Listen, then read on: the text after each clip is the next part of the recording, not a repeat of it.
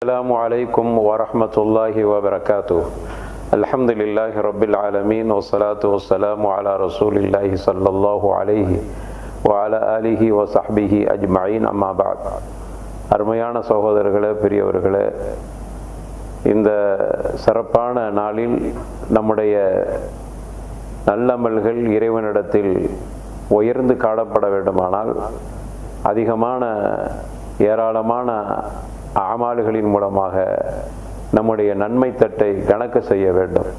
அல்லாஹ் ரப்பல் ஆலமீன் தனது திருமறையில் சொல்கிற பொழுது, அம்மா மன் ஸक़லத் மவாஸீனுஹு ஃபஹுவ ஃபீ ஈஷத்திர் ராதியா, யாருடைய நன்மை தட்டு கனமாக இருக்கிறதோ அவர்களுக்கு மகிழ்ச்சியான ஒரு வாழ்வு இருக்கிறது என்று அல்லாஹ் ரப்பல் ஆலமீன் குறிப்பிடுகிறார். அறிஞர்கள் விளக்கம் எழுதுகிற பொழுது, அல்லாஹ் ரப்பல் ஆலமீன் சொர்க்கத்தை அவருக்கு வாஜிபாக்குகிறான், சொர்க்கத்தை அவருக்கு பரிசாக கொடுக்கிறான். அப்படியானால் நமக்கு சொர்க்கம் கிடைக்கிற, நம்முடைய நல்லமல்கள் உயர்ந்து கனமாக காணப்படுகிற ஒரு அமல் வேண்டுமானால் ரசூலுல்லாஹி ஸல்லல்லாஹு அலைஹி வஸல்லம் அவர்கள் குறிப்பிடுகிறார்கள். ஸஹீஹுல் புகாரியுடைய கடைசி ஹதீஸாக பதிவு செய்யப்படுகிறது, கலிமத்தானி ஹபீபத்தானி இலர் ரஹ்மான் ஸகீலத்தானி ஃபில் மீசான் ஹஃபீஃபத்தானி அலல் லிசான். இரண்டு வார்த்தைகள்.